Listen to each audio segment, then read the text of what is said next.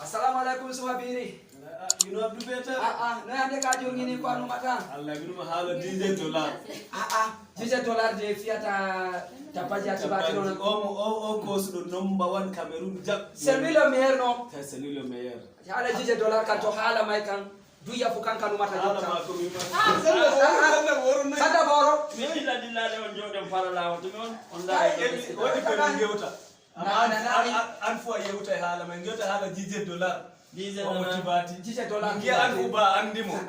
acce Ngi an uba mon je min yewta tan hala $10 numu gimola ngol makusa saen Kusa sae. loro da numa ngol da biya danse barala Bien sûr. ba ma ngol pochon ya Yes, si pochi ya den to mbi ay tapas jinder lesdi Cameroon presento culture meden sailien Cameroon dum moy hanko fere ma Ɗin jaham ma no giɗɗa. nanen kosa gimo san gima famata goddo yimiri ngado a janyanta pasta wadi ni joni en mara problem $10 En même temps waɗa ma kuwa.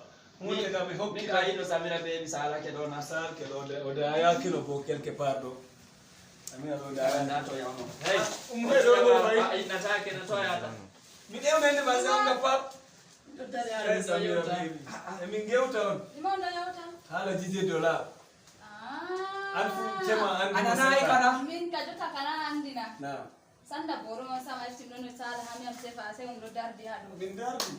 Hala $10 kana aina o vie ni wala ba enen yimobe. Gimi be dem gal fulfulde.